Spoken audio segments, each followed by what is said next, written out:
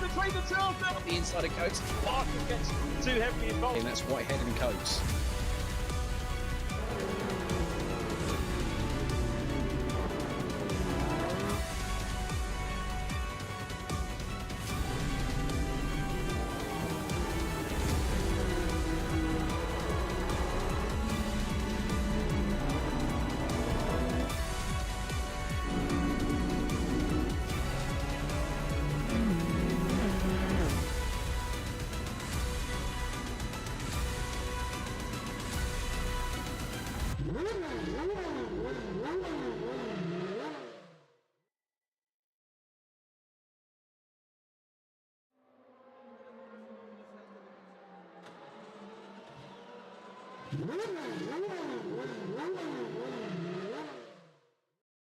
Just a good old boy,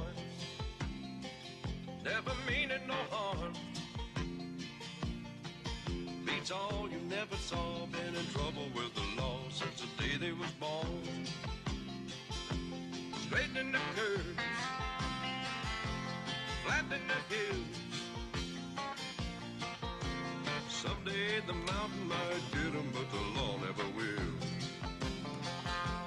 Making their way the only way they know how. That's just a little bit more than the law will allow. Just a good old boy, they wouldn't change if they could. Fighting the system like a true modern day Robin Hood.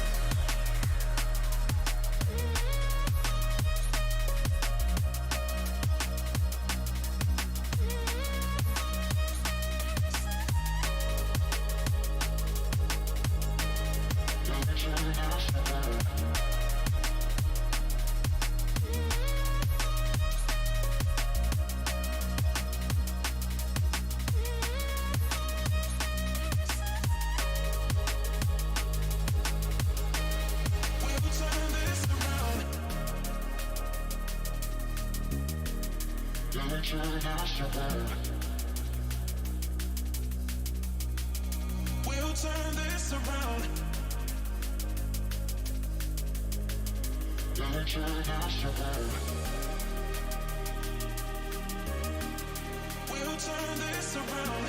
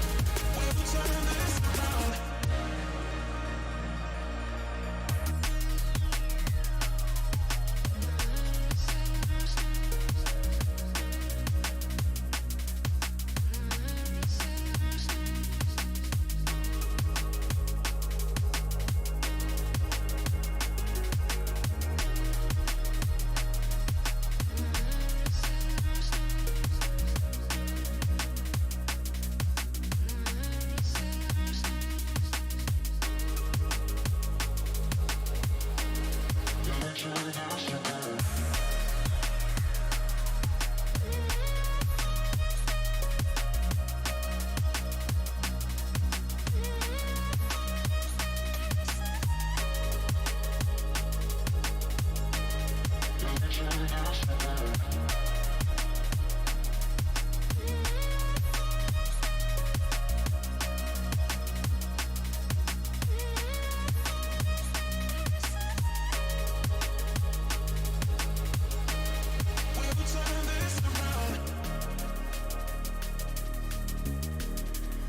turn this around. We'll turn this around.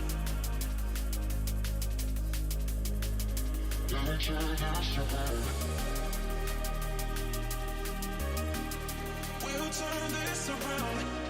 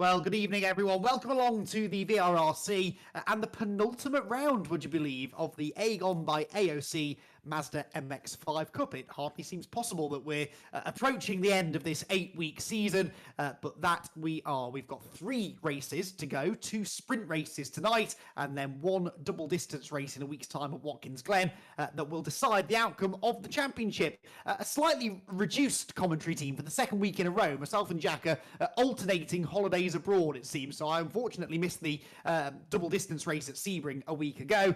Jack is off in some sunnier climes this week, so you're left with just myself, Andy McEwan. Rich Hayden also, I believe, is out in Europe, so just myself and Lewis Edwards bringing you the broadcast here tonight. But we should have plenty of action to come, because the racing tonight coming from the Virginia International Raceway, which is a real driver's favourite. It's one of those circuits that almost has been designed specifically to create driver satisfaction. It's got a bit of everything. It's a long lap. It's over 3 miles long. Got lots of high-speed corners, lots of undulation, a couple of tight technical sections as well. And it should be a brilliant host venue for this penultimate round of the USA Tour with these hybrid Mazda MX-5s that started all the way back on the 7th of September at Laguna Seca. Took us to Road America for the first pit stop race, the Circuit of the Americas in Texas, and Road Atlanta then took us towards the midway point. Then a pair of really exciting races, the most recent races that I was here for at the old school Bridgehampton circuit. That was a real pleasant surprise, actually, the quality of racing we saw there. And then a week ago, the double distance race at Sebring, which saw another victory for Kenny Press, VIR tonight, and Watkins Glen, the venue in a week's time. As I said, it was Eric Axelsen who came out on top at Sebring. Another light-to-flag victory from pole position. The 3rd time this year, or this season, I should say, that he has won a race from pole position. He couldn't be stopped. Nicky Taylor did his best, but came up a little bit short in the end. In fact, it was Carl Felvers who finished second on the road, but Nicky Taylor 3rd position with the fastest lap, which in a double distance race was worth double the points. 6 championship points for a fastest lap meant that Taylor was actually the highest scoring HFT racing driver last week, fractionally bettering Kyle Felvers, but it is Kyle who sits second in the championship, arriving here tonight. Here is confirmation of how the championship standings look, and it's just about the biggest lead that anyone's had so far this season. Eric Axelsen, once the drop scores are all calculated, 27 points clear of Kyle Felvers at the top of the championship standings. Then a further 11 back to Joel Laskin 3rd. The top 3 then covered by just a fraction under 40 points, but with over 100 points still up for grabs. It's all to play for, and certainly Felvers and Last will really be looking for a good haul of points here tonight, and hoping perhaps for a little bit of misfortune for Eric Axelsen. Nicky Taylor, with that strong run a week ago, has moved into 4th. Josh Martin down to 5th, but those two are only 3 points apart. And Elliot Dalton still very much in the fight for a top 5 as well. He sits 6th position, and those 3 covered by just 13 points. Jens Verhoeven, 8th, Ethan Hill, Andy Carroll, and Sam Zero round out the top 10 in the points. So, where are we then here tonight? We are racing at the Virginia International Raceway. As I said, a particularly long, undulating circuit, and we can take a closer look at that now, I believe, with our onboard hot lap.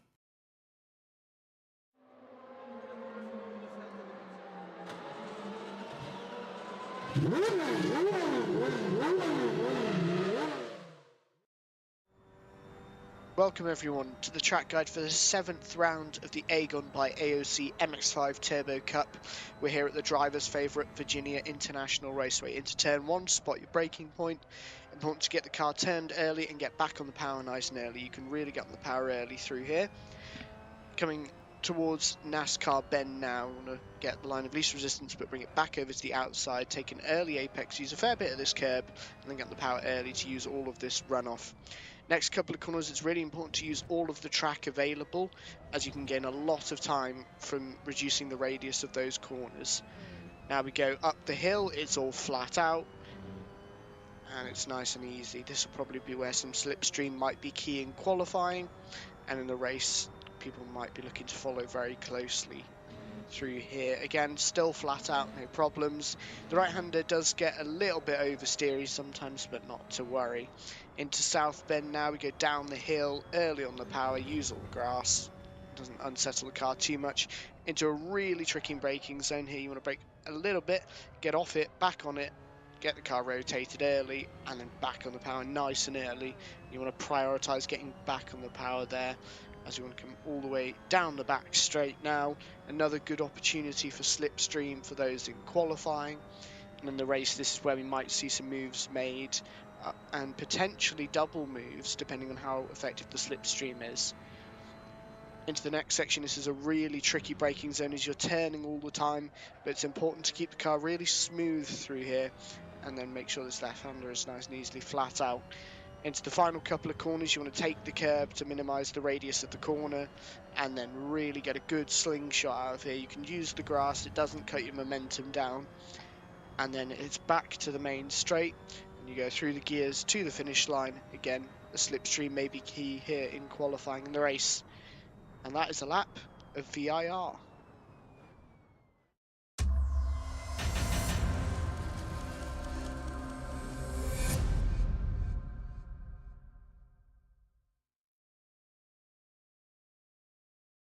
So the Virginia International Raceway then, all 3.27 miles of it, a circuit that was opened way back in 1957. In my mind, I often think of it as a relatively new creation, and that's half right, because it did close in 1974, reopened on the turn of the millennium, and has over recent years become a regular feature in American racing, with lots of the big American series heading over to there to race. In particular, the IMSA Sports Car Championship, which has raced there for getting on for a decade now. It's a really brilliant circuit, very challenging circuit, as you saw there from the onboard lap, brilliantly demonstrated by Lewis Edwards. It's a constant onslaught of corners until you get to that long back straight up towards the roller coaster section where you really pick up some speed. You go past the old pit lane, and that's where the slipstream is going to come into play. The hybrid, I'm sure, will come into play once we get into the races later on tonight, and it is going to be a real challenge. Also looked like the cars were moving around an awful lot, so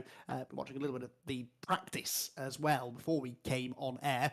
And that was certainly the case. Lots of drivers backing it into corners, the rear of the car looking anything but stable. And that is good news for us, because it means that it's going to be a real spectacle to watch. It's going to be a headache for the drivers, though. Keeping the car on the track will be difficult. As you can see, not that much in the way of tarmac runoff area. In fact, nothing in the way of tarmac runoff area. Lots of grass, but that's not going to yield a huge amount of grip if you do get it wrong and run wide. So pivotal, certainly in this upcoming qualifying session, that you keep it on the black stuff. So we are, I believe, about to head into the qualifying session then, which has just got underway. Cars making their way around the circuit. Only 10 minutes to try and get their lap times in. And this will be important. It's an important night, this, really, in the championship, because Eric Axelson's got this 27-point advantage over Kyle Felvers. It's not a lot, but it's enough that Felvers sort of has the pressure on him now. He's got to try, and Joel Lask falls into this category as well. They've both got to try and outscore Axelson as a bare minimum tonight. They don't want to be going to that final race. Remember, there's only one race next week at Watkins Glen. Granted, worth double points, but still only the one opportunity to go out and beat Axelson, so they need to be closing that gap rather than allowing it to extend. But it is going to be tough to do, that's for sure. Axelson gaining some extra ballast, actually. He's on the max level 5 handicap ballast for this weekend. That latest win of his last time out at Sebring, which was actually only his third win of the season. But he's been wonderfully consistent, never out of the top 5, only off the podium once all season so far, and because of that he's now accumulated enough points to go up to the maximum level 5, so he's got 25 kilos of handicap ballast on board. He's also got 25 kilos of success ballast because he's the championship leader, so maximum ballast for Axelson. And as we've seen, it's a very undulating, twisty, technically demanding circuit, this, and so you'd imagine that ballast might just make a bit more of a difference than it has at previous rounds. We shall see, though. Axelson coming through then to start, I believe, no, to finish a lap, but that's not a full flying lap because he backed off towards the end of it. You can see that he's got nice clean air in front of him. We'll ride on board with him for a little bit as he comes through this first corner, the horseshoe, first two corners actually through there, then into turn 3, which is called NASCAR Bend, which is an interesting choice for a corner at a circuit that, as far as I'm concerned, has never hosted a NASCAR race. But anyway, then into the left hook, this really tight corner on the circuit. Again, using a little bit of the curb on the inside into 5 and 5A. Again, the Americans with their unique way of numbering corners. And then they head out onto what is not the back straight, but it might as well be, because you're flat out all the way now out of 6A towards the left, left sequence through corners 7 to 10, which is all foot flat to the boards. Full commitment required over the top of the hill, and only now do you touch the brakes into turn 10, South Bend, and then steeply downhill through the dip. Easy to run wide out of turn 10 before you hit this double apex right-hander at Oak Tree. And would you believe we're only about halfway round the lap. Now starts the journey back to the start-finish area, past the old pit lane, and this the back straight, where, as I said, in the races later on, the slipstream's going to be really, really important. As to the hybrid, but no hybrid available during this session. That only is available during the races. Eric Axelson, the perfect person to drive on board with, really. It may be a technically demanding circuit which throws corners at you left, right and centre, but Eric is always super smooth. That wasn't very smooth though, ran a bit wide of the apex coming through the roller coaster, and it would have felt a bit like a roller coaster ride there because he was nearly off the track with understeer, and then he got an armful of opposite lock as he kicked the rear end out on exit. But it is going to be a lap time of, well, let's find out. It's 2:05.4 to beat right now for Nicky Taylor, and Axelson will come across the line, which comes quite late on that start-finish straight, and goes second, only fractionally slower, but then Joel Last beats the pair of them, so Last to provisional pole position at 1:56.689, half a second up on Taylor and Axelson, who are separated by fractions, and then Kyle Felvis in fourth. Scott Bugner was fifth, but Josh Martin goes ahead of him now, with Bugner down to sixth, John Jones seventh, except that's out of date because Elliot Dalton Ayres has now jumped into the top 5. Elliot Dalton Ayres has had a mixed bag of qualifying results this season, but he is more often than not inside the top 2 or 3 on the grid, and that is not quite yet the case. He's down in 5th position as we stand.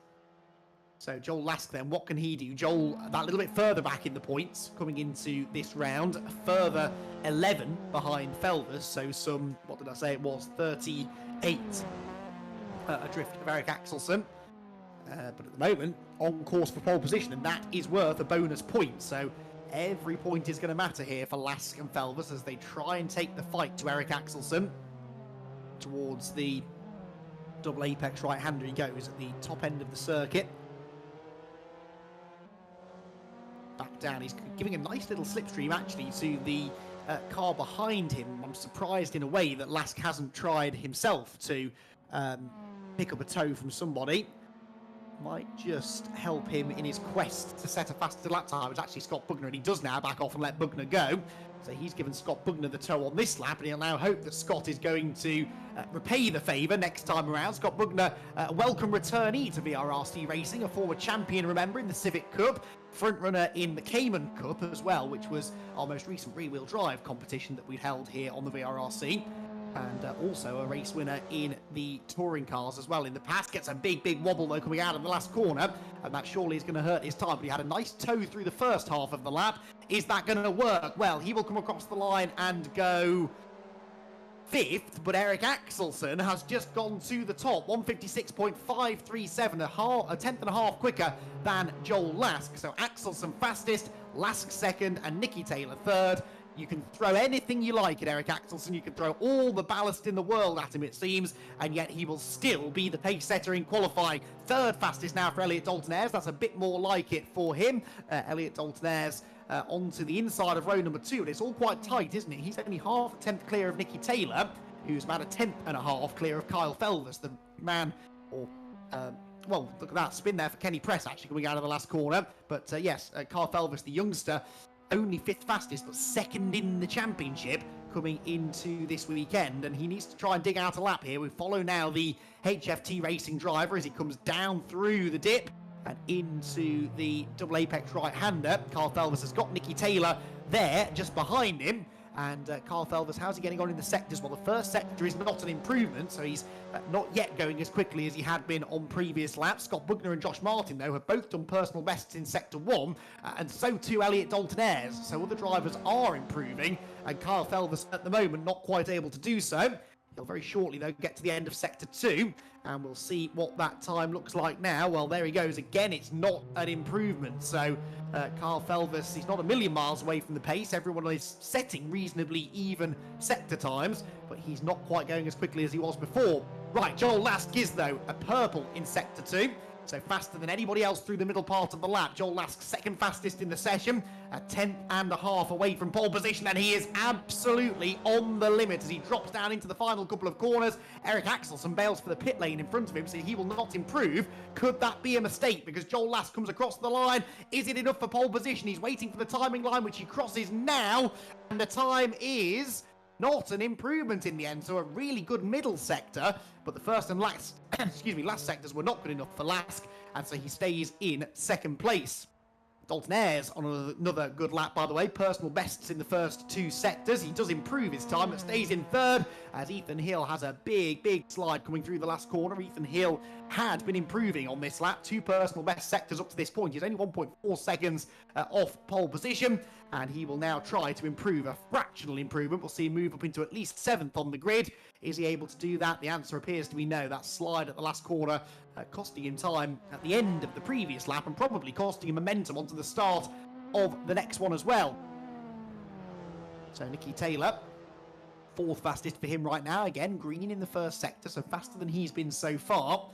Interesting sign, perhaps, of Eric Axelsen's confidence, though, that with 2 minutes to go in the session, he bailed for the pit lane. He didn't think he was going to do better than a 156.5. Might not need to do any better than a 156.5 either. Nicky, interestingly, on the soft tyre as well. Remember, you've got your 3 choices of tyre compounds, soft, medium or hard. Don't tend to see a lot of hard tyres in use in qualifying. It tends to be the soft or the medium. And Nicky Taylor has gone for the softer of those options, whereas the 3 drivers ahead of him, I think, set those times on the medium. There doesn't seem to be a huge difference in performance, therefore, but of course, come the races later on, you're going to have to try and manage those tyres a little bit if you can.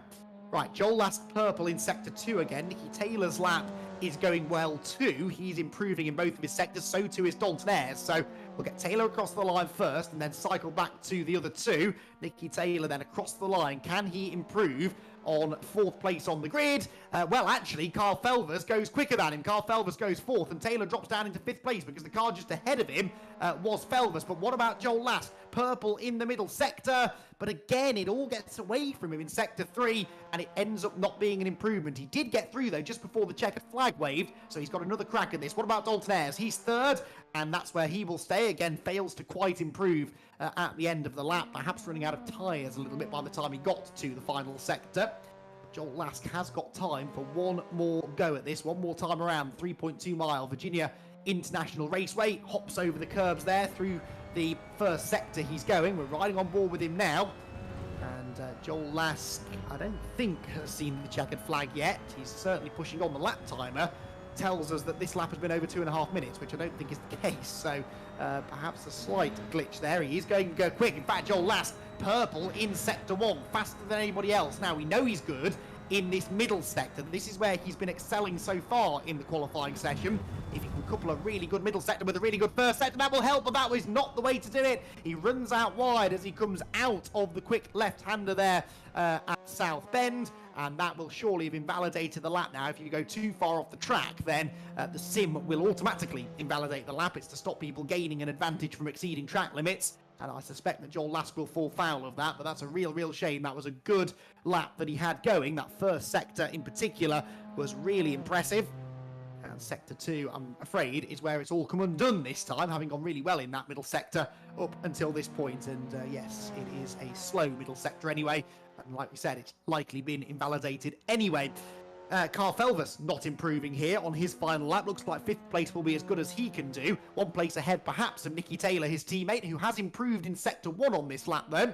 And Nicky will come across the start-finish line now and goes 4th. That's significant. So it knocks his teammate and championship contender down to 6th.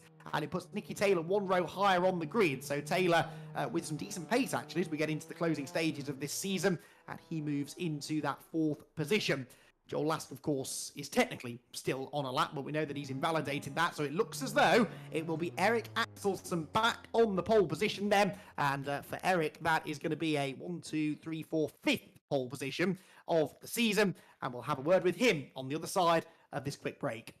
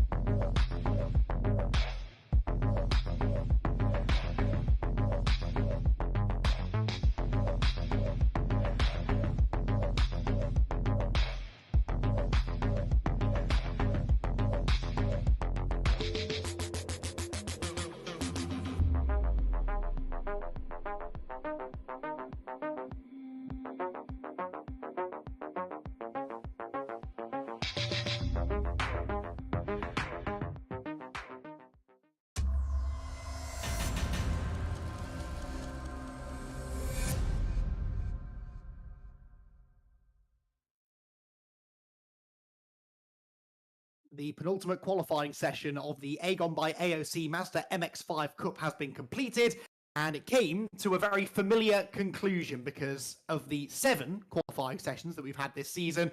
At the end of 5 of them, we've been talking about Eric Axelsen on pole position, and he continues to do that again here at VIR. Eric joins me now in the commentary box, and Eric, I was joking to you just now, I'm running out of questions to ask you because you keep on sticking it on pole position. This week, though, even more impressive because you're carrying not only the maximum championship success ballast, but you've also been given the level 5 handicap ballast as well. So your car is as heavy as it can be, and yet you're still on pole position. You've got to be happy with that. Yes, I am. Quite surprised too, to be honest, because this is probably the round that I have had the least practice for. So yeah, I'm happy, and but it's a great track. So yeah, I like it. It looks fun. It looks pretty intense, actually. I guess you're quite grateful when you get onto that back straight because you actually have a moment to breathe and, importantly, to bring the temperature down on those tyres because there are a lot of corners that come at you quite quickly around here. Yes, and the slipstream on that back straight it's like a free push to pass if you can get close enough to at the back to someone. So yeah. And that's where I guess that hybrid is going to be used quite a bit. But there are a few places where you can use that. I feel that it might not be quite as easy to overtake here as people think, though, because there is a lot of the track that is really just one line, isn't there? Well, to be honest, I'm not sure about that. I think it can provide pretty interesting racing. Also from the race we did earlier this year, or the first championship I did with you guys, and it was we did the standard MX5 on this track, and yeah, I think that was a really good round. Okay, well, I hope you're right. I hope we're going to see lots of side-by-side racing. We normally do with you guys, so that probably is what we need to expect. You've got a nice championship lead, Eric. 27 points clear, 3 races to go. How much are you trying to just protect that now? Are you still sort of going all out to try and win races, or are you thinking about points?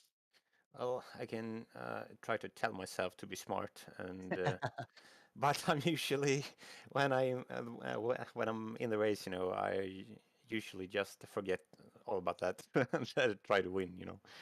Oh yeah, we'll see. Well, I'll remind you of that. Depending on how the race goes, I'll remind you what you said before the race, but I'm sure we will be talking to you again a little bit later on tonight. But for now, Eric, congratulations on a remarkable 5th pole position of the season. Thank you, Andy. So, Eric Axelsen then, pole position yet again. Now, like I said, he's had 5 pole positions so far this season. The worst that he has finished after starting on pole is 2nd, so there is a very good chance that he's going to score well out of this race. But I do think this is just one of those circuits where things can happen. Eric, you heard him mention it there. It is a place that produces, what was the word he used? Interesting racing, and that can be racing driver speak for stressful racing. For us, it's brilliant because we want to see lots of action.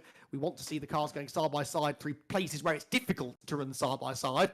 And that, I think, is what we'll see now, especially because you've got drivers who know, certainly in Kyle Felvis and Joel Last, that they have to take points out of Eric tonight to realistically stand a chance for the championship. Joel Last will be starting on the front row as well, so the black car you see lining up on the right-hand side of the road is perhaps the one most likely to try and really take the fight to Eric here in the early stages. Axelson then on pole position, Joel Lask alongside him, Elliot Dalton-Ayres and Nicky Taylor sharing that second row of the grid after that late improvement from Nicky, while Scott Bugner's got the championship leader, Kyle Felvers, for company on row number 3. So Kyle with it all to do, starting mid-grid as well, which is where things can so often go wrong. So, 3 races left in the AGON by AOC Mazda MX5 Cup here on the VRRC, the USA Tour taking us to the Virginia International Raceway, and it's Eric Axelson, known for his good start, who leads the way off the line, and he makes another good getaway. Look at the advantage that he's got already, but it's a reasonably long route towards this right-hander at turn 1, the horseshoe, and so the rest of them get a chance to get the slipstream, close in on him slightly. Through the right-hander they go, there's a car off further back, pointing the wrong way, and that's Nicky Taylor! Nicky Taylor and Paul Laramie and Bugner involved in that too, so after some good qualifying efforts from those 3, they are all off the road. Joel Last there, battling away with Elliot Dalton-Ayres, there's contact through turn 3, and that almost ended in tears, but Joel Last hangs on to second, Dalton-Ayres third, Felvers is a little way back there in 4th position ahead of Josh Martin and Ethan Hill, with Scott Bugner already starting to make the ground up again after his involvement in that first corner shunt. But that's a big, big shame for Nicky Taylor after a really, really good qualifying effort there, that late improvement to jump onto the second row, and it is all for nothing. So the leaders then making their way up through turn 7, 8, 9, and then into the left-hander at turn 10, South Bend, at, unsurprisingly, the south end of the circuit, down through the hill and into Oak Tree, where Axelson's already starting to get away. Now, looking at the tyre choices, the top 3, Axelson, Lask and Dalton-Ayres, all on the medium tyre. Interestingly, Kyle Felvers is on the softs, and that perhaps is why he's already starting to close in on the cars ahead. He's got right in the slipstream now of Elliot Dalton-Ayres as they head up the back straight, Madison Avenue, and towards the roller coaster section. And he's starting to try and get away from Josh Martin, who are following here in 5th position. Over the crest of the hill, you can see there 2nd, 3rd, 4th, 5th, all gathering themselves together as Axelson pulls a little bit of a lead. 1.2 seconds his advantage as they come towards the completion of the opening lap of the race. So towards the last corner then, Axelson trying to escape, but this interesting tyre strategy from Felvers. He is the only driver on the soft tyre, so either he's got it right or he's got it wrong. We'll find out in 18 minutes time. The worry about those soft tyres is not so much the wear rate around here, because whilst there are lots of corners, they're not necessarily that testing for the tyres. It's not like a place such as Sebring, for example, where you have lots of long, high-speed corners. But because there are a lot of corners on this track, you risk overheating the tyres, and I think that's what Kyle needs to be worried about on that softer compound. Nicky Taylor here, all he's worried about is gaining ground after his at the first corner. He goes past John Jones. Paul Laramie, I think I saw, was going backwards actually in all of that at turn 1. He is running at the back of the field, but Nicky Taylor with his head down now, trying to make some progress. Alec Iyengar making another appearance here in the championship is his next target, and then a bit of a gap to Scott Bugner, who also is one to watch. I think, you know, Scott's got front running pace based on his qualifying effort.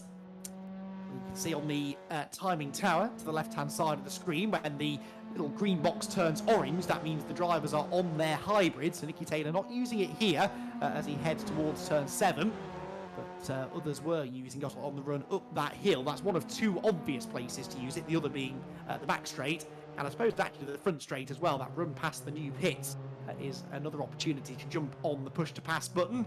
Nicky Taylor might not need push to pass to make this move, because he goes to the inside of Iyengar through the right-hander at Oak Tree. That's an interesting line being taken by John Jones behind them, but Nicky Taylor has gone through and he's into 8th, and then immediately jumps on that hybrid to try and pull clear of Alec Iyengar, who was trying to come back at him, but Nicky Taylor ultimately has scarpered already. Right, Kyle Felvers needs to make hay on these soft tyres, and he's trying to do so. He's closed in on Elliot Dalton-Ayres. Can he find a way past, though? Coming towards the final couple of corners of this second lap of the race, and Kyle can see Eric Axelson and Joel Lask, his 2 championship rivals, off in the distance, starting to pull away, and he knows he needs to try and make this move stick. He's on the hybrid as they come out of the final corner, and he's got the slipstream as well, and this will be where he tries to make his move for 3rd position. Goes to the outside of Dalton-Ayres, through the sweeper towards the horseshoe, and I think he's going to go through, isn't he? Kyle Felvers then into a podium place now, and he is making good use of those soft tyres. Runs a little bit wide, Dalton-Ayres almost nips him on the rear bumper, but Felvers just keeps hold of the position. Also notice that Joel Lask is starting to close in again on Eric Axelsen. He's using more hybrid than Axelsen. Looks as though he's got 8 uses of the hybrid left to Axelsen's 11.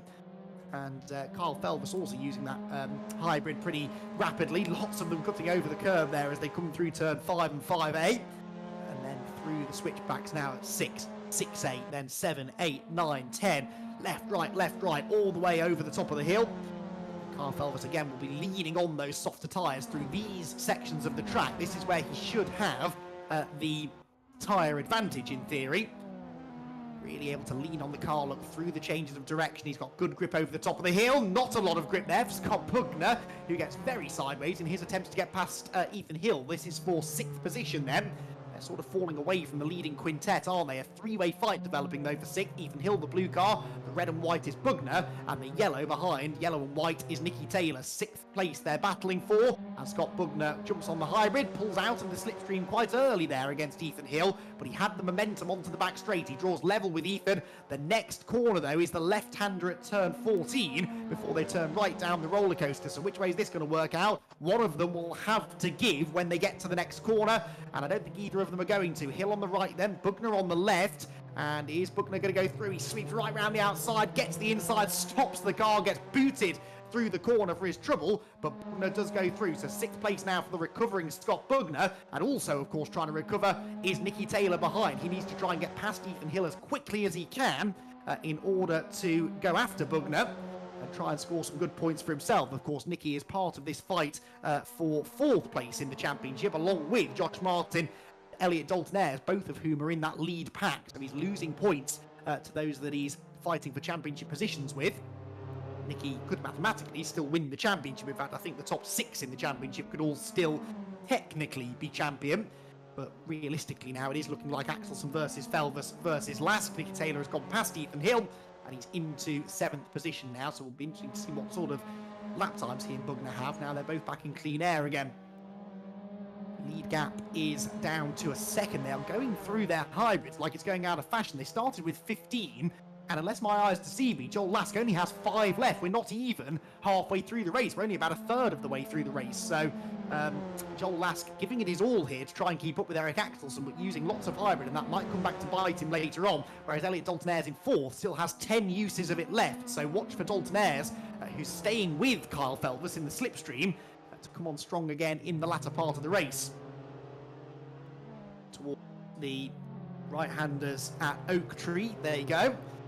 Back out onto the back straight once again. There is Elliot Dalton-Ayres. Now, Kyle Felvis, having got past Dalton-Ayres a couple of laps ago, not really escaping. In fact, he's really not escaping because Dalton-Ayres is going up the inside of him towards turn number 14, and he's going to go through. And actually, I don't think that Felvis fought that one too hard. So, Elliot Dalton-Ayres back into 3rd. Now, is this a sign that Felvis is running out of tyres already? If it is, then it's going to be a very long 12.5 minutes of the race here for Felvis, but that's what's left to go. And if he's running out of grip, then he's only going to keep on slipping backwards here, you fear, because Josh Martin isn't that far back. They're then at least 4.5 seconds clear of Bugner and Taylor, but they're both on the medium tyres and should have good pace in the second half of the race. So this perhaps is a bit concerning for Felvis. He's back in the slipstream. Does he choose to try and pass Dalton-Ayres, or is he going to work with him? Well, he's going to pull alongside Elliot as they go towards the horseshoe once again. And indeed does try and sweep right round the outside, but Dalton-Ayres stands his ground on the inside, as is his right to do so. And he's going to come off the corner still ahead. This battle now is bringing Josh Martin ever closer to them. And so Kyle Felvis' chances of holding on to this 4th place now, you sense, are dwindling, although he's much neater through the left-hander at NASCAR Bend. And into this sequence of changing direction corners now. Starts off tight through 4 and 5, and then gets faster and faster all the way up the hill. Dalton-Ayres holding on to, or reclaiming that 3rd place, I should say. But now, of course, Felvis has the slipstream. He had a good run up the hill too, and he pulls to the left-hand side of the road. Now, the next corner's a left-hander, but then he goes right, then he goes left again. This is very, very hard to run side by side through this sequence of corners without making contact. And Felvis almost out onto the grass. He's got the inside line, though, for turn number 10, and I think that might just work. He leans slightly on Dalton-Ayres, and Kyle Felvis is back into that podium place. And what he needs now, really, is for Dalton-Ayres and Martin to really start tripping over each other in the fight for fourth, but what's actually going to happen is they're both going to get the slipstream on Felvers, and they're both on the hybrid, which Kyle is not, so Felvers could be a sitting duck. Now he goes on the hybrid, but it's too late. Dalton Ayres has already driven past him, and it will be left now for Felvers to try and get back in the slipstream and complete the manoeuvre, or retake that place at least, in towards turn 14. That's what he's going to try and do. Goes to the inside line, but Dalton Ayres has the grip, has the momentum, but he's on the grass. He goes straight on, and back through goes Kyle Felvers. Terrific battle this between the three of them, and Kyle Felvers tenaciously trying to hang on to a podium place, which he knows he needs for the championship. So Kyle Felvers, all of them running wide out of the final corner, but Felvers now has a small advantage over Dalton Ayres and Martin, 4th to 5th. And as they come across the timing line once again, we move into the second half of the race. Joel Lask, by the way, we're not seeing him, but he's already run out of hybrids. We are only halfway through the race, and he's got no hybrids left. Eric Axelsen still has 4, and Kyle Felvers somehow, despite the battling that he's doing, has managed to restrain himself from using the hybrids too much, and he's still got half his allocation left. So Felvers actually managing this race really well. He's on a tyre that clearly is starting to give up a little bit of grip, but he's kept that hybrid in hand, and that means that, okay, he's left himself vulnerable to attack over the early part of the race, but he might now have something in defence through the second half of it. Bit of a moment there for Dalton Ayres, but, well, Josh Martin was never going to get around the outside of him, and he sensibly cut the course instead of trying to squeeze back in line on the track. So Dalton Ayres stays in front, and now they are starting to drop away, aren't they, from Felvers? So Kyle Felvers getting a second wind now as we move into the second half of the race. Through the sweepers up towards South Bend. The move was made by Felvers a lap ago, but then we had that lovely double overtake up the back straight. I was chatting to Lewis Edwards before we went live tonight about the possibility of that double overtake up the back straight, and with the hybrid, I think it's possible. It all came about really because Dalton Ayres, as he's doing on this lap, that's Alec Iyengar off at the side of the road. That's a shame. Looks like he's out of the race. But yeah, Dalton Ayres used that hybrid early up the back straight a lap ago, and Kyle Felvers waited, used it after he'd lost the place virtually. So as soon as he lost the place, got back in the slipstream, he had extra hybrid time then.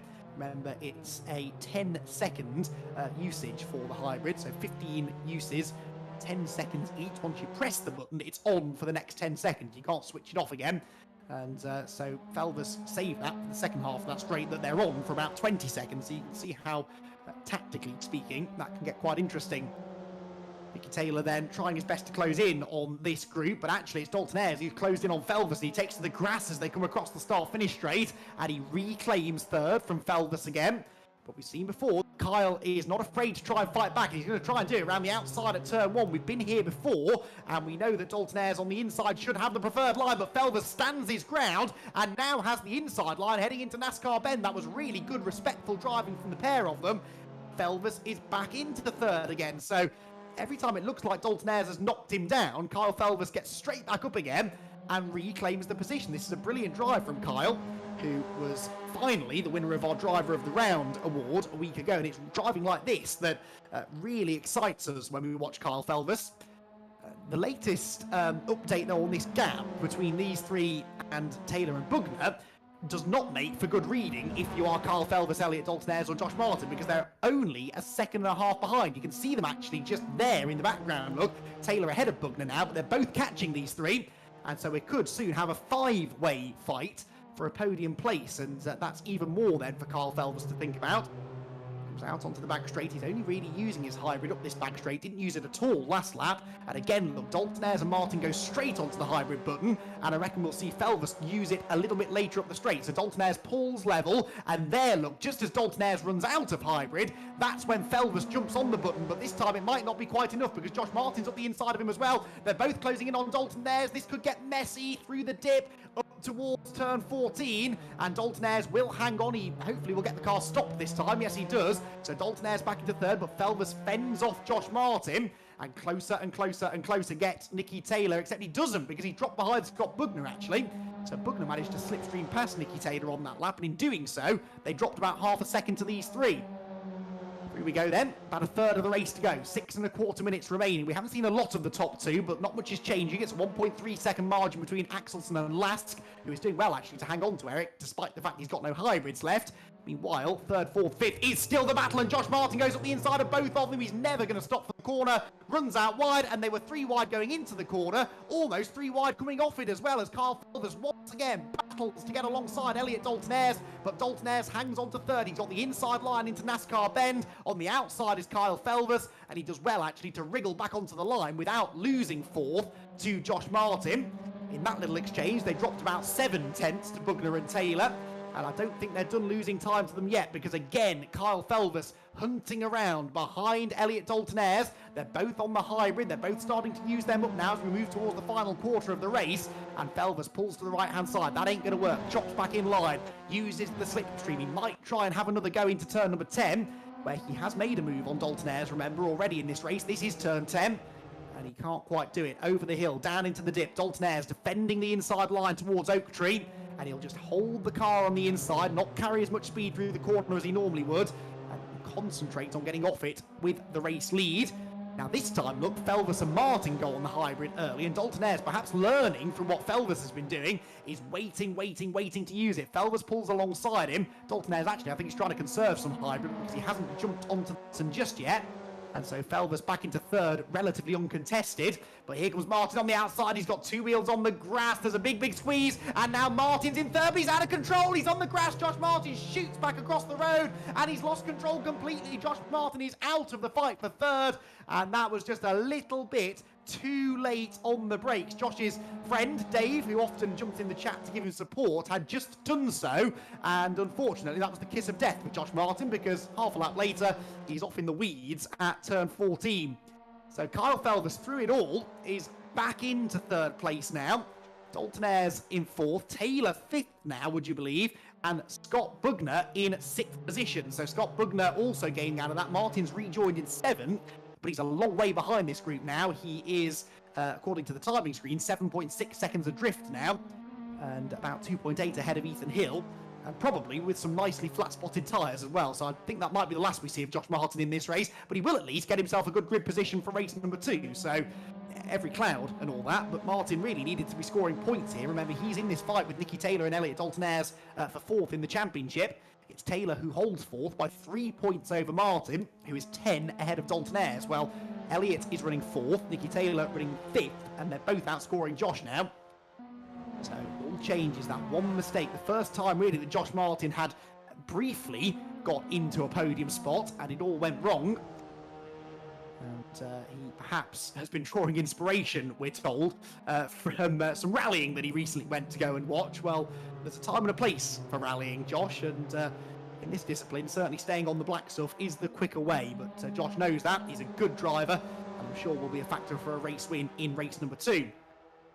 So 3 minutes to go, and Eric Axelsen 2.5 seconds clear of Joel Last. They both now used their full quota of hybrids. There is Axelsen. We'll give him some TV time because we haven't seen a lot of him beyond the first corner, but that's exactly the kind of performance that Axelsen needed. He's on course for 25 points for a race win. Who's got the fastest lap in this race? He's done a 55.6, which is the fastest, so he's got the bonus 3 points for the fastest lap too, and of course he started on pole, so Eric Axelsen is now just 2 laps away from taking the maximum points out of this first race of the night here at the Virginia International Raceway. It's been a typical Eric Axelsen drive, this. A good qualifying, a good start, and then a measured drive. He used the hybrid early to try and pull away, and ultimately, Joel Lask couldn't quite keep up with him. That's been a good drive, this, though, from Joel Lask, who we haven't seen on the podium, would you believe, since Road Atlanta. So it's been 4 races, since he was last on the podium. That was a win at Road Atlanta in the second of the double distance races this season.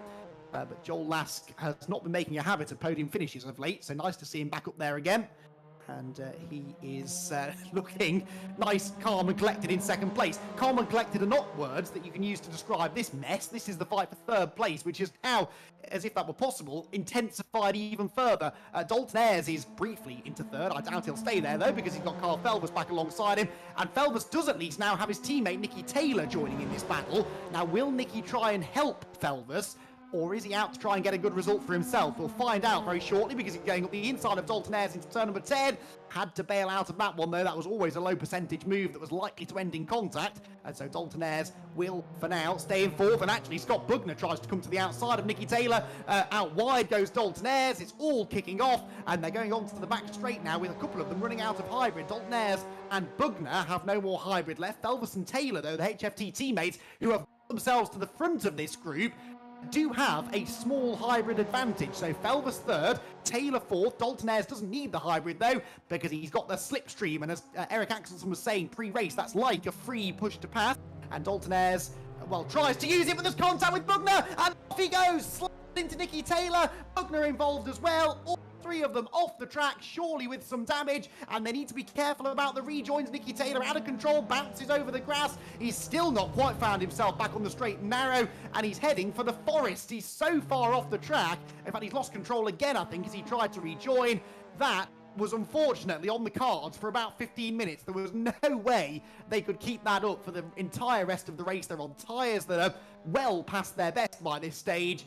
And unfortunately, it all went horribly wrong. It was contact that sent Bugner onto the grass. He T-boned Nicky Taylor, and poor old Nicky has dropped all the way down into 8th position after all of that. He did, though, in his own way, help his teammate, because Carl Felvis is now 3.4 seconds clear of anybody else. So Felvis does now look odds-on favourite to finish in 3rd position, which is not something I'd have said a couple of laps ago. Bugner will do his best to try and close in on him, but Carl Felvis, less than a lap to go now, should be able to manage that gap, you would think. Bugner came out of that 4th, Dalton Ayres in 5th, Josh Martin 6th, Ethan Hill 7th, Nicky Taylor down to 8th, ahead of John Jones and Paul Laramie's in the pit lane with some damage. Don't think we saw how he sustained that, but remember he was involved in the first corner shunt. So that, I think now, has pretty much settled things with half a lap to go. Axelson never likely to be caught by Joel Lask, to be honest. Certainly not after the halfway point of the race. Joel Lask, I think, will have to settle for 2nd place, but it is going to be the 3 championship contenders lining up in the podium places. But interestingly, with Lask ahead of Felvis. Now that is interesting because, obviously, those two, 2nd and 3rd in the championship, are not a huge amount between them, only 11 points in the favour of Felvis. So Kyle will retain 2nd in the championship, but by a reduced margin now. Out of the final corner, though, comes Eric Axelson. It's going to be his 4th victory of the season, his 3rd win from the last 4 races. He will see the checkered flag and win race number 1 here at the Virginia International Raceway in dominant fashion. 2nd place, though, goes to Joel Lask, and he will close in on this man, Kyle Felvis, for 2nd in the points. That was an unnecessarily heart-stopping moment for Felvis, who almost went off at the final corner, but gets to the line in 3rd. And my word, did he have to fight for that. Scott Bugner in 4th position on his 2nd appearance of the season. Elliot Dalton Ayres 5th, Josh Martin 6th, Ethan Hill 7th. 8th place then will go for Nicky Taylor, and he now surely has to be one of the favourites in the reversed grid race, which is coming up in just a few minutes' time. John Jones here making his way through the final sequence of corners is 9th, and he will be the last of the finishers because Paul Laramie bailed for the pit lane with a lap or 2 to go. So John Jones then will come through the final couple of corners in slightly unconventional fashion, and he will see the checkered flag in a moment or 2. But a fantastic race there. That battle for 3rd was one of the real highlights. We will get to speak to Kyle Felvis after the race, along with the other 2 podium finishers, Joel Lask in 2nd and Eric Axelson, the race winner, who extends his championship lead. We'll hear from all 3 of those drivers in just a few minutes' time.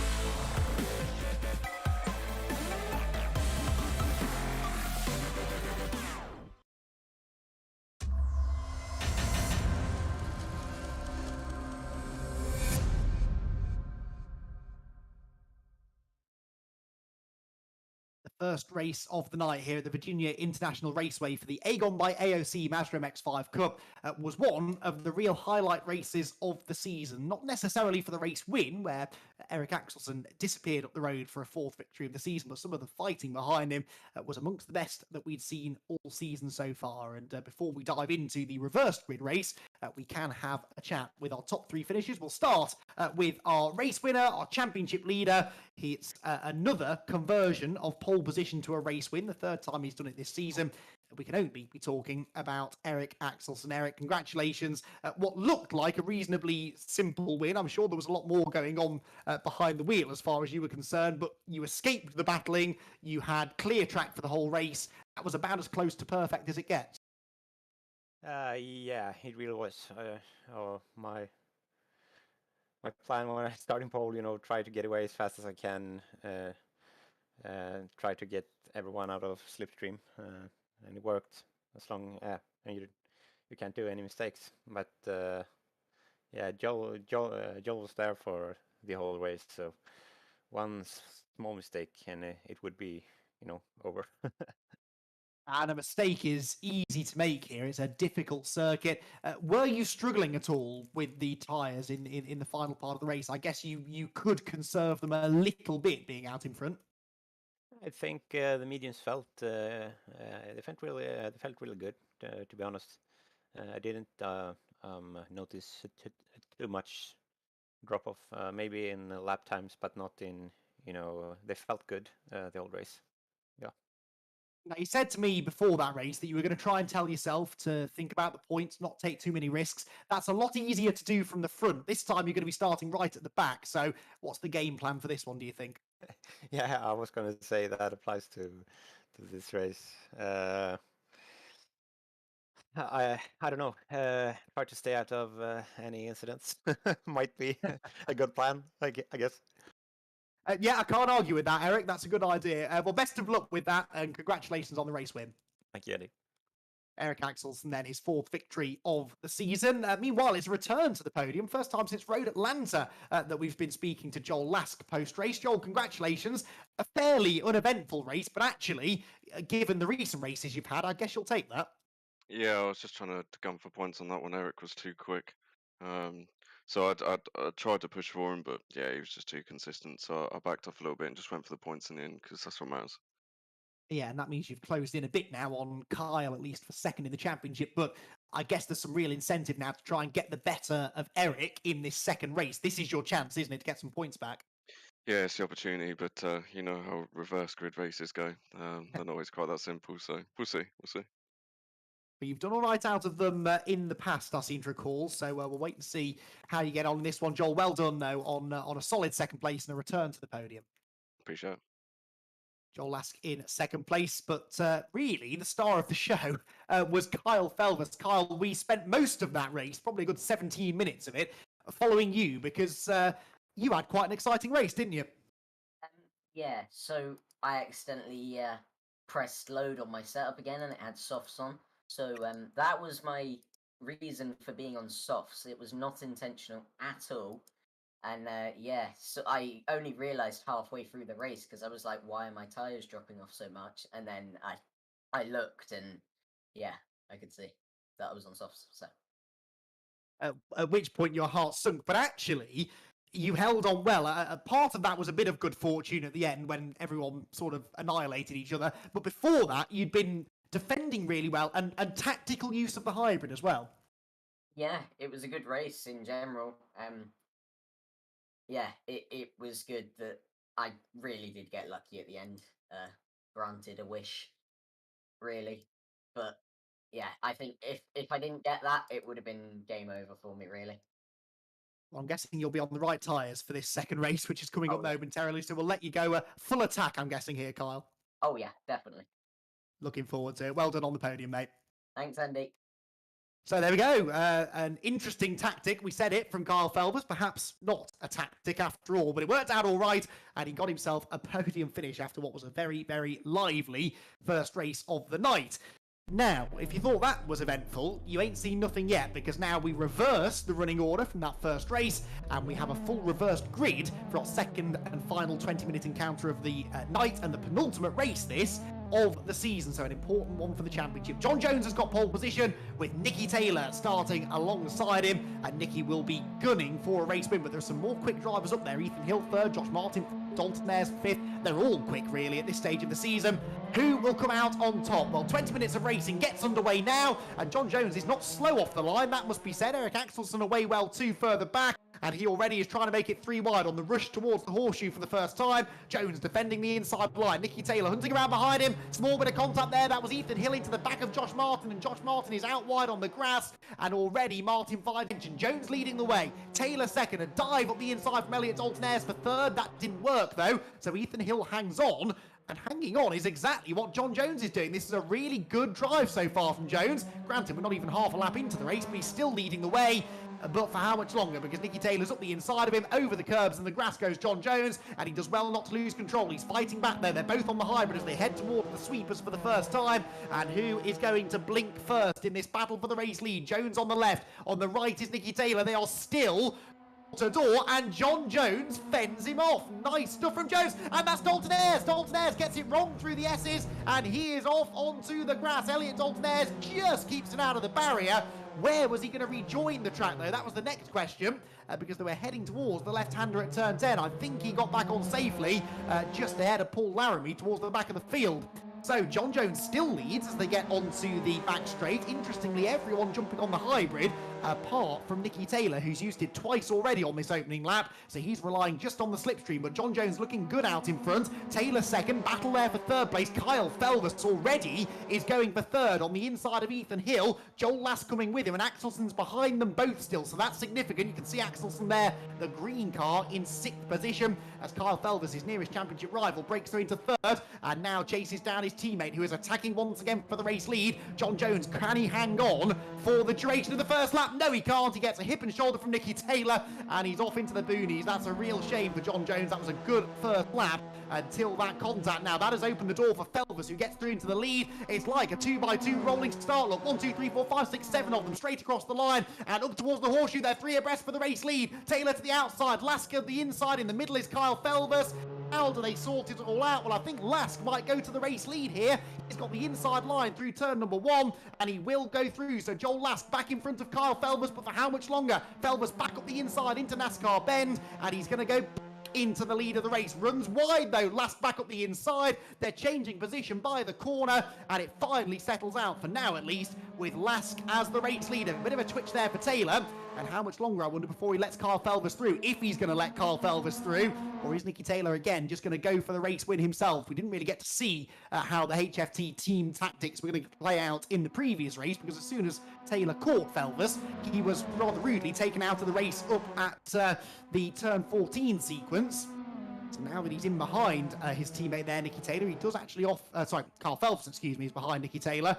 They do opt to work together for now, but Joel Lask is already starting to get away, and I think Felvers might be the quicker of the two, although he wasn't in qualifying, was he? Nicky Taylor did actually out-qualify Felvers, but he runs very wide coming out of Oak Tree, and that now will open the door for his even younger teammate to pull alongside him. Joel Lask is loving seeing this in his mirrors, though. He's already starting to rocket away out in front, and the two HFT teammates, try saying that quickly, are delaying each other slightly here by going side by side, giving a nice double slipstream to the cars behind. Felvers does eventually get ahead of his teammate, though, and into second spot now. So Lask leads the way, Felvers second, Taylor third, Ethan Hill fourth, oh, both out wide, and that is Josh Martin. He's done rather too much rally crossing tonight, and that was a full spin at turn number 14A, and that puts him right to the back of the field now, the second time in this race alone that he's found himself exploring the scenery.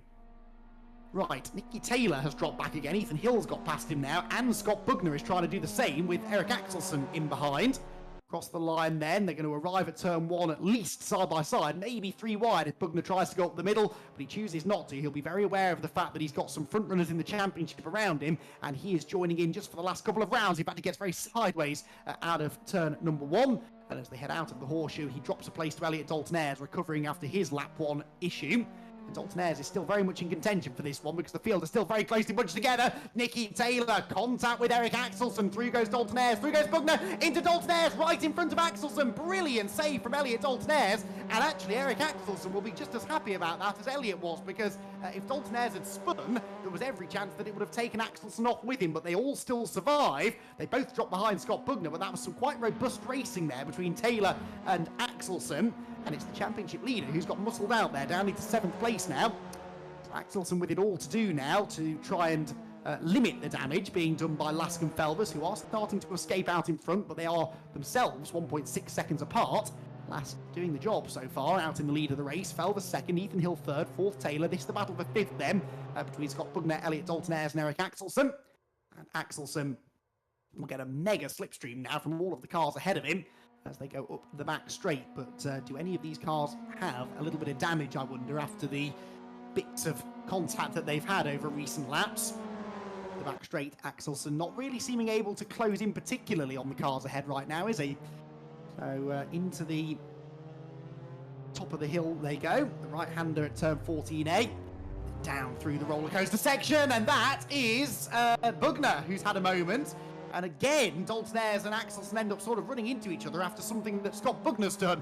It works out this time, though, for Axelsen. He breaks through past the pair of them, and he will now move into 5th place. But it's been a bruising start to the race, this, for the championship leader, who now is starting to lose touch with the cars ahead. Meanwhile, fastest lap for Joel Lask. That's significant for 2 reasons. 1, he's catching the leader. 2, he's just scored 3 championship points, which could be really valuable for him.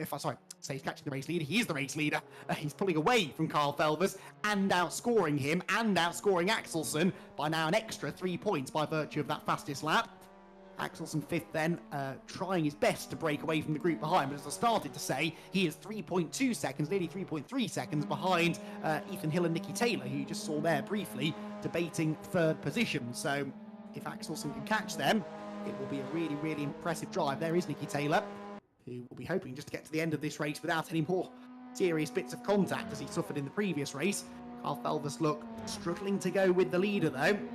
They have all gone for the medium tyre this time as well, which is interesting. There have been occasions this season where there's been one obvious choice of tyre, but it's rare to see everybody going for the same tyre choice. Clearly the medium's the tyre that's working best here at VIR, and Nicky Taylor's inside line there into Oak Tree was certainly working best. He levers Ethan Hill aside and goes through into 3rd spot. So Ethan Hill now dropping down a position, and Nicky Taylor will sit perhaps vulnerably in front of him, giving a nice little slipstream here to Ethan, who doesn't really know which way to go, and actually in the end decides not to go either way. That was interesting. I wonder if he's going to try and work with Nicky here to try and maybe catch Felvers, but more likely try and keep away from the charging Axelsen behind, who is catching them pretty rapidly. At the start of the lap, I said that was 2.6, 2.7 seconds between 4th and 5th. It's now down to 1.5, so Eric Axelsen really is moving quickly, and he's closing in on these two by the corner. 12 minutes to go then. Someone's out wide in the dirt. That was Carl Felvers, who's now 3.8 seconds adrift of the race leader.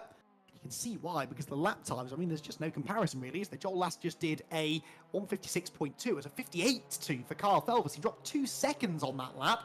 It must have been a mistake. Maybe that run wide at the final corner cost him more time than I realised. He's 4 seconds back now, and he's losing more time to Lask now on the medium tyre than he was on the soft tyres earlier on. So this is a strange one for Kyle Felvers, and he will now be starting to worry about the possibility of losing 2nd place in the championship to Lask. They may both be outscoring Axelsen, but those two are going to be very close together as it stands in the points. And actually Nicky Taylor is catching them as well in 3rd position. Nicky on the previous lap at 57.3, so 1.1 seconds slower than the leader, but 9/10 quicker than his teammate in 2nd place, and he's getting away from Ethan Hill, who has almost now been reeled in by Eric Axelsen behind him. Things just calming down a bit in the middle part of the race, but I don't think they'll stay calm for long. These gaps are coming down rather than going out, and so expect some good battles later on. And that was Felvers. That was Felvers off the road going through Oak Tree. He retains 2nd place, but Kyle Felvers is clearly struggling a bit with the handling of that MX5, and he is losing time and making mistakes as a result. So Felvers still 2nd, but now 4.5 off the lead. He might shortly be calling upon his teammate Nicky Taylor to act as rear gunner because he's got the charging Eric Axelsen closing in on the lot of them. He's bringing Scott Bugner with him. Elliot Dalton-Ayres isn't far behind. That's a brilliant shot, actually, as they come head on towards the end of the back straight, which really shows how close these gaps have become all of a sudden. And that mistake for Kyle Felvers will spur on those chasing him, but there might be a chance for second place yet in this race. We're not quite halfway through. We will be at about the time these cars get to the timing line this time. So 10 minutes to go, and just a fraction over 10 minutes to go, just a fraction under 10 minutes have passed in this penultimate round of the AGON by AOC Mazda MX5 Cup. The USA Tour has put on some brilliant racing all season long. It's actually got better and better, I think, as the season's gone on, as drivers have learnt the cars a bit more, learnt the tyre strategy a bit more, learnt the hybrid more, and Eric Axelsen there figured out a brilliant way through the horseshoe to get that fourth place away from Ethan Hill, almost without any contest, really, from the 06 car.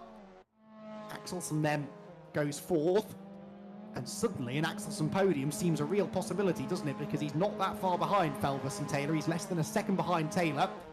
Just over a second behind Taylor, who's just under a second behind Felvers, but the gaps are all coming down. Felvers is slower than both of those two.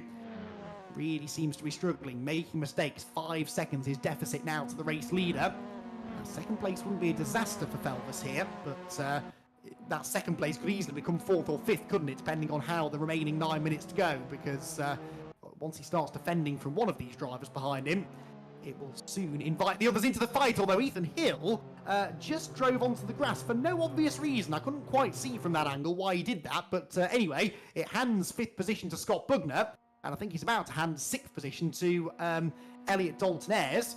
Josh Martin, meanwhile, I think has just fast-tracked to the pit lane because he suddenly appears as the race leader, which we know not to be the case. So Josh Martin then has, I think, had another drama out on track. It's been a night to forget for Josh, and it's really going to hurt his chances of a top 5 championship position. Actually, I'm hearing that it's just a timing glitch. He is still there in 8th spot, so that's good news. So this is an intriguing battle setting up here between Felvers and Taylor, the two HFT Racing teammates. That is Ethan Hill off again, so something odd going on for Ethan here. That's 2 strange mistakes within half a lap of each other, and that will now send him plummeting down behind Josh Martin into 8th position. But yeah, as I started to say, a really interesting battle is now between the HFT teammates. There's no doubt that in this race, Nicky Taylor is the faster of the two, but Carl Felvers is doing significantly better in the championship. There's no realistic way that Nicky Taylor can win this championship anymore, and so does he choose to help his teammate to guard a second place, especially given the fact it's the championship leader behind them, Eric Axelsen? Taylor could really put up a good defence here and help Felvers to take a few points back on his title rival, maybe even back Axelsen up into Scott Bugner and Elliot Dalton-Ayres, who are behind. Or is Taylor thinking about moving into second place? I don't think even Nicky Taylor could catch the race leader at this stage, so perhaps makes sense to work with Kyle for now and maybe try and get past him towards the end of the race if that's what Nicky wants to do. Felvers on the hybrid button as they head toward the uphill sweepers. Using lots of grass there. You can get a bit of grip from the grass heading up the hill, but there are certain areas where you want to be staying away from the green stuff. This is one of them, and Felvers completely out of shape again. Almost like he's cooked the rear tyres, which is strange because he managed to manage the soft tyres in the earlier race, even though he didn't realise he was on the soft tyres until halfway through. He still managed to keep them underneath him, more or less. Lost pace, yes, but the car never looked this leery, did it? Right, Taylor is now close enough to have a go should he wish to, although Felvers again with that later deployment of the hybrid up the straight, and Taylor is going to go for it. Look, Felvers I don't think was expecting that. He moved at the last second to try and cover. He has got the inside line, and Felvers needs to be careful now. This defensive driving is going to bring Axelsen right back onto their tail. So HFT Racing civil war here for second place, and it could play into the hands of the championship leader. For the last corner, a third of the race still remains. Joel Lask will be loving hearing about this because his lead gap continues to extend now. But this has all the potential to kick off here between the teammates. Nicky Taylor wants that second place. Kyle Felvers needs that second place for the points. There is a squeeze. Taylor is on the grass. He's got the inside line into the horseshoe. And as we start the 8th lap of the race, is Nicky Taylor about to go into second when he gets sideways. And that is going to open the door for Axelsen. Through comes the championship leader.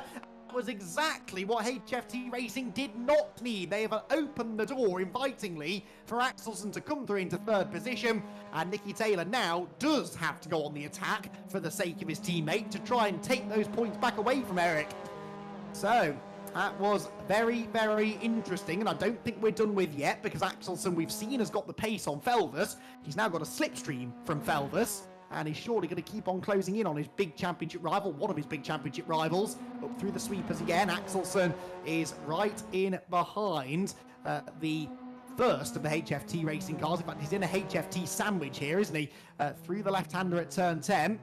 And I wonder, to be a fly on the wall in the Discord call between the HFT teammates right now, because this could prove costly for Felvus. Axelsen's had a mega run out of Oak Tree, and he's right on the rear bumper of Kyle Felvus, who uses the hybrid, but of course, Axelsen's so close to him that he's getting a massive slipstream, and the hybrid has no effect. Felvus can't get away from him. They are both getting away from Nicky Taylor now. Good, thinks Kyle Felvus, and so too does Eric Axelsen, who will jink to the inside, heading towards turn 14, but Felvus is never going to let him through. Has a bit of a wobble, though. I think he's on the grass, Felvus. He just gathers it together. Axelsen leaving the door open there for Nicky Taylor, who takes to the curb to try and get alongside him, wheel to wheel towards the final corner of the lap, but Axelsen just manages to hang on. Eric is in, make no mistake of this, a very precarious position here.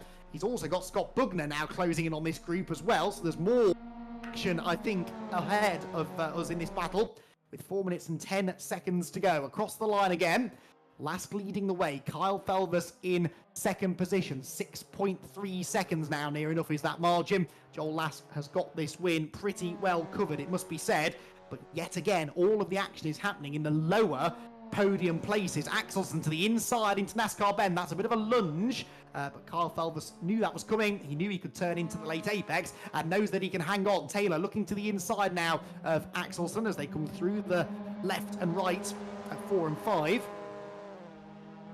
And for now, Felvus hangs on. We know Felvus can defend around here, though. As much as it seemed in the previous race he was destined to lose places, he managed to hang on to third place, and now with Nicky Taylor, his teammate, distracting Eric Axelsen, in fact going past Eric Axelsen, this does take the pressure a little bit more off Felvus. Up the hill they go. Axelsen, interestingly, out of hybrid, so Axelsen has been using the hybrid quite a lot to get back into this position. Remember, he was delayed quite a bit in the early laps of the race, and so he's had to use that hybrid to regain the track position. But he might yet regain more track position, because we know these two HFT boys are going to battle for second place, and that could open the door, as it did last time, for Axelsen to benefit. Onto the back straight for what could be the penultimate time. We might just squeeze 2 more laps in after this. In fact, I think we will. Axelsen is up level with Taylor. Hybrid or no hybrid, he's managed to get the slipstream, and he's got his nose ahead, but on the outside line for turn 14. That becomes the inside for 14A, though. Oh, and there's contact. Axelsen sideways. And again, you have to play the percentages here, Eric. He tries to hang it tough around the outside, and oh, there's another little rub between the two of them.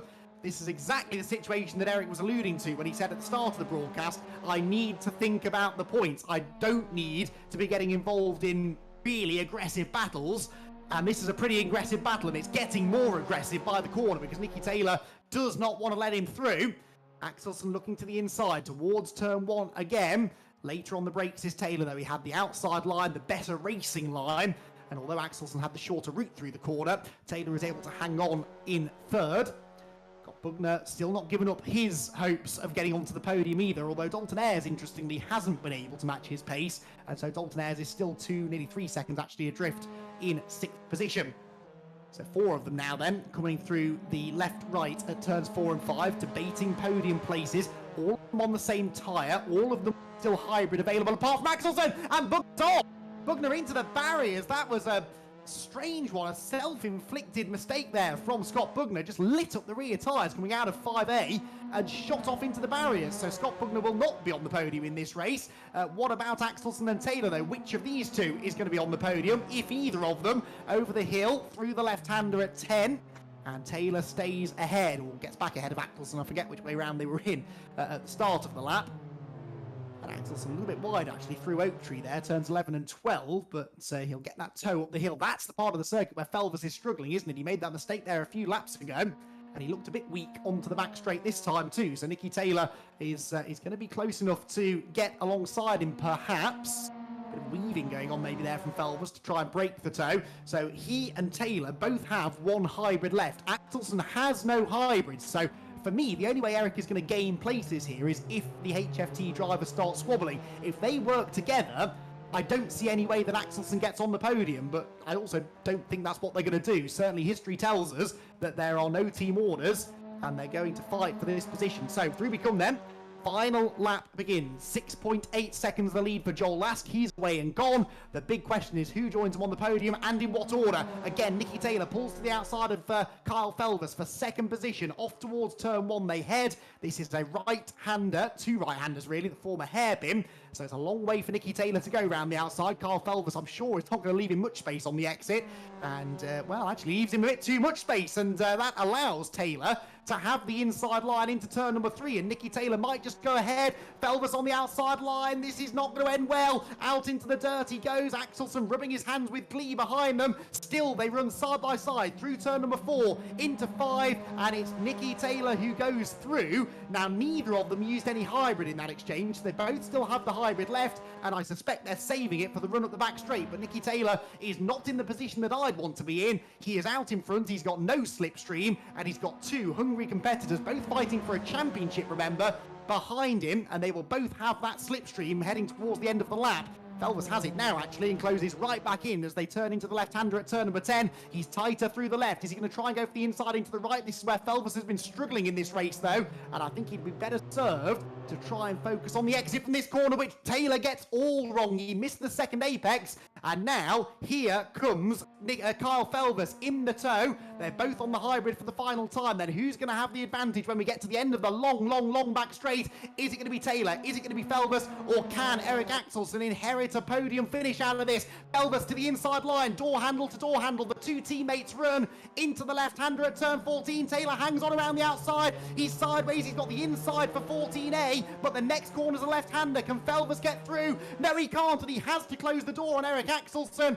Down towards the final turn they come. Joel Last will come across the line and he will claim a race victory. It's his third win of the season, and it's a big one as far as his championship hopes are concerned. Who will be in second place though? Nicky Taylor is going to get there. He holds onto the line. Kyle Felvers in third, and fourth position for Eric Axelson. That was a brilliant race to watch.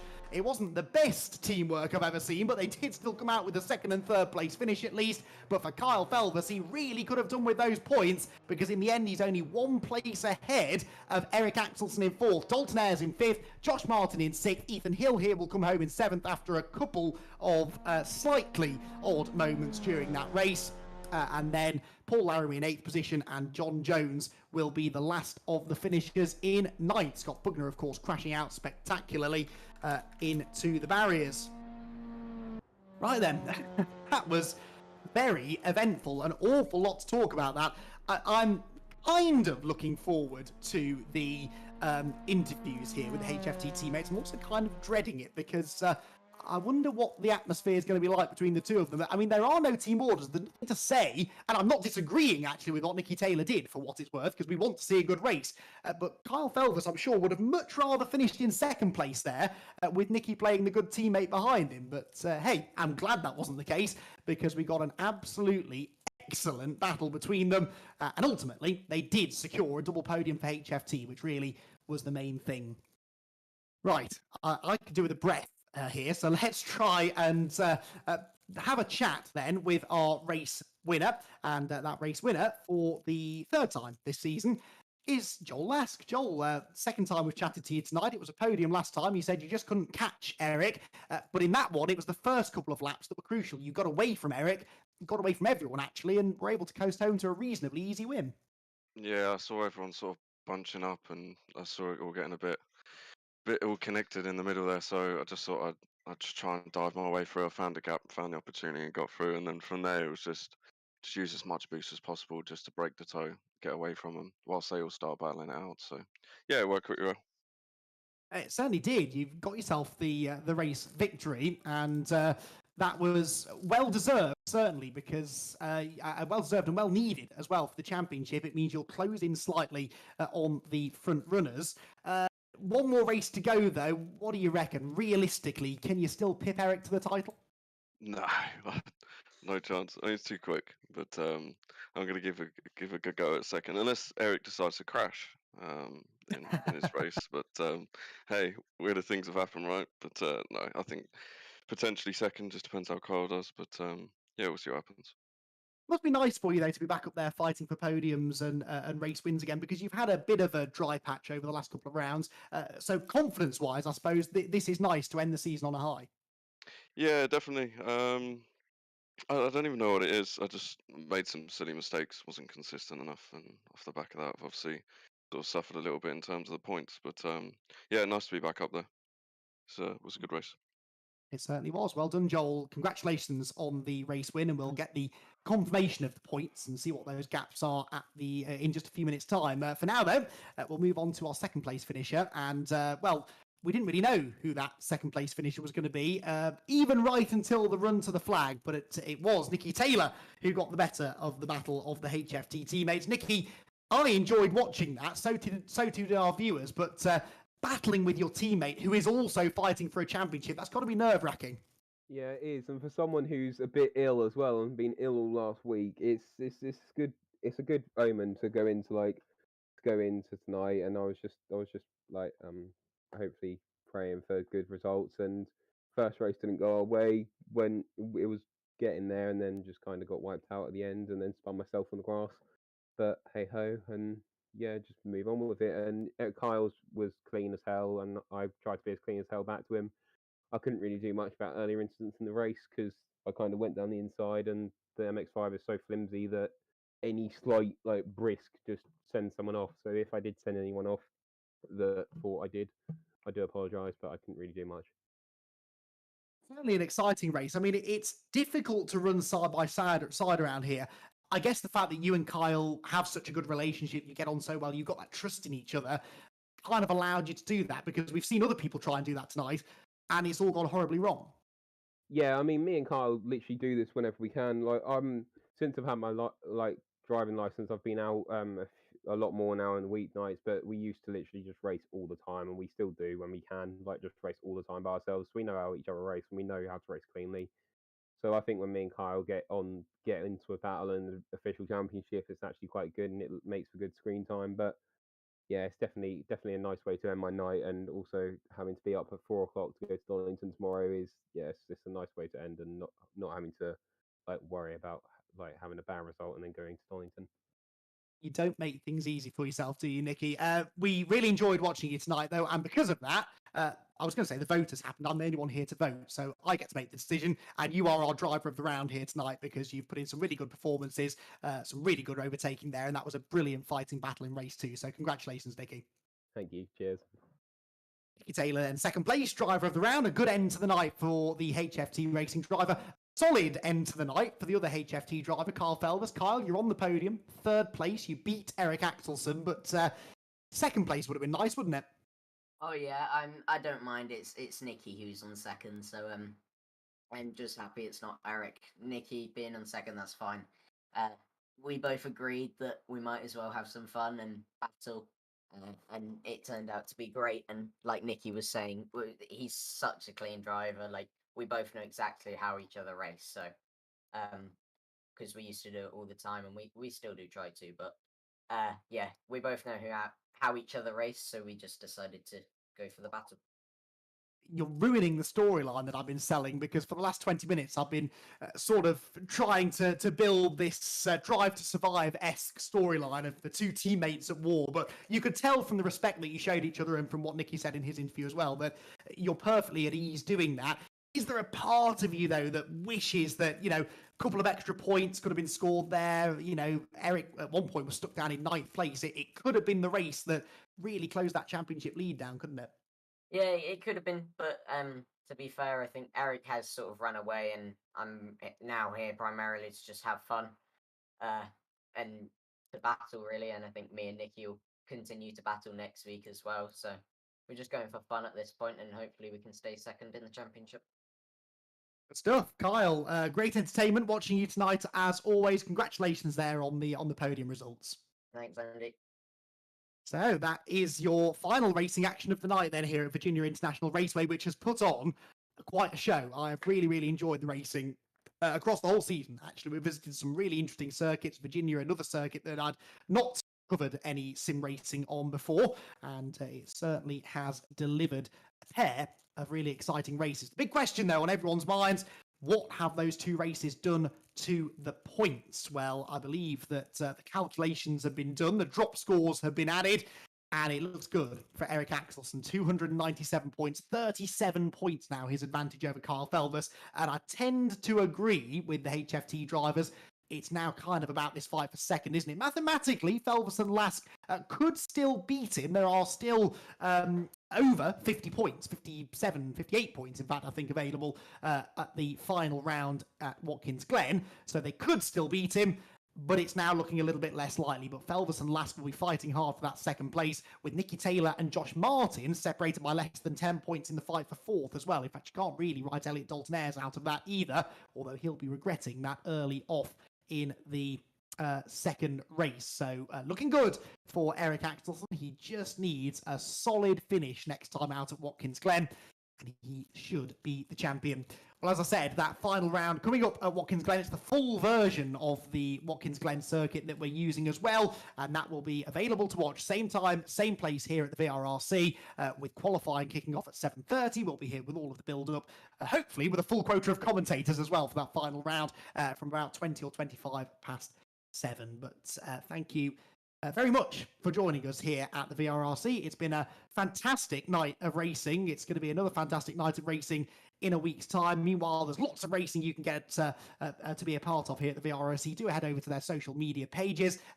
Here we go. I thought I'd escaped having to do Jack's job for him whilst he wasn't here, but here is some of the action that we've got coming up on the VRRC. Of course, the final round of the USA MX5 Tour is coming up in a week's time. We've been talking a lot about that.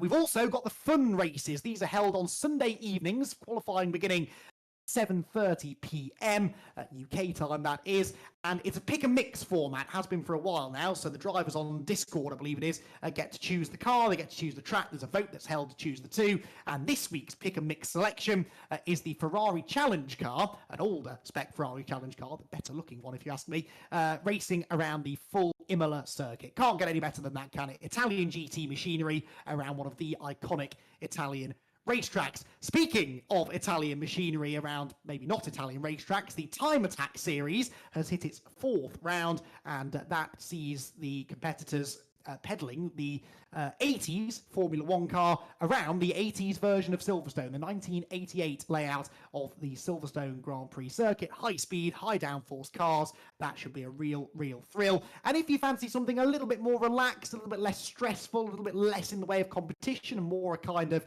chill with your mates, well, the free roam is the thing to do. It is running from Wednesday the 21st of September to Tuesday the 4th of October, based around the sort of free roam roads of the LA Canyon. Some brilliant driving roads there to be explored in your classic GT racing machine, and there's some mouth-watering machinery there available for you to get behind the wheel of. So that's what's coming up then here at the VRRC. The big highlight, though, is the final round, the championship decider of the AGON by AOC Mazda MX5 Cup at Watkins Glen, even in a week's time. We hope you'll be here to join us for that. It's going to be a fantastic night of racing. As I said, hopefully we'll have Jack Oliphant back with me here in the commentary box. I can give my voice a bit of a rest next week then. But it's been a real pleasure to bring the two races to you here tonight. Thank you very much, everyone, for joining us. Thanks to everyone at the VRRC has been here to help with the broadcast. I will see you all again in a week's time.